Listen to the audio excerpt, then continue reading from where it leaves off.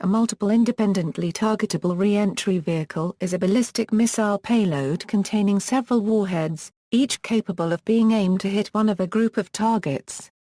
By contrast, a unitary warhead is a single warhead on a single missile.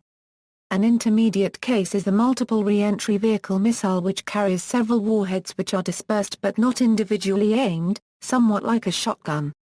Purpose: the military purpose of a MIRV is fourfold: enhance first strike proficiency for U.S. strategic forces, providing greater target damage for a given nuclear weapon payload. Several small warheads cause much more target damage area than a single warhead alone. This in turn reduces the number of missiles and launch facilities required for a given destruction level, much the same as the purpose of a cluster munition. With single warhead missiles, one missile must be launched for each target. By contrast with MIRV warhead, the post-boost stage can dispense the warheads against multiple targets across a broad area. Reduces the effectiveness of an anti-ballistic missile system that relies on intercepting individual warheads. While an MIRV attacking missile can have multiple warheads, interceptors may have only one warhead per missile. Thus, in both a military and an economic sense, MIRVs render ABM systems less effective, as the costs of maintaining a workable defense against MIRVs would greatly increase, requiring multiple defensive missiles for each offensive one. Decoy re-entry vehicles can be used alongside actual warheads to minimize the chances of the actual warheads being intercepted before they reach their targets. A system that destroys the missile earlier in its trajectory is not affected by this but is more difficult, and thus more expensive to implement. MIRV land-based ICBMs were considered destabilizing because they tended to put a premium on striking first. The world's first MIRV US Minuteman III missile of 1970 threatened to rapidly increase the US's deployable nuclear arsenal and thus the possibility that it would have enough bombs to destroy virtually all of the Soviet Union's nuclear weapons and negate any significant retaliation. Later on, the US feared the Soviets' MIRVs because Soviet missiles had a greater throw weight and could thus put more warheads on each missile than the US could. For example, the US MIRVs might have increased their warhead per missile count by a factor of 6 while the Soviets increased theirs by a factor of 10. Furthermore, the US had a much smaller proportion of its nuclear arsenal in ICBMs than the Soviets. Bombers could not be outfitted with MIRVs, so their capacity would not be multiplied. Thus the US did not seem to have as much potential for MIRV usage as the Soviets. However, the US had a larger number of SLBMs, which could be outfitted with MIRVs, and helped offset the ICBM disadvantage. It is because of this that this type of weapon was banned under the START II agreement. However, START II was never ratified by the Russian Duma due to disagreements about the ABM treaty. Mode of operation: in an MIRV, the main rocket motor pushes a bus into a free-flight suborbital ballistic flight path.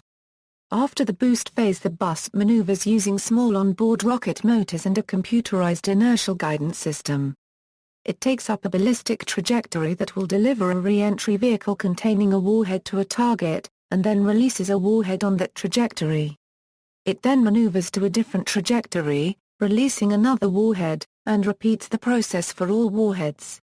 The precise technical details are closely guarded military secrets, to hinder any development of enemy countermeasures. The bus on-board propellant limits the distances between targets of individual warheads to perhaps a few hundred kilometers.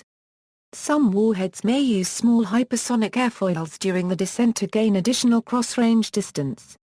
Additionally, some buses can release decoys to confuse interception devices and radars, such as illuminized balloons or electronic noisemakers.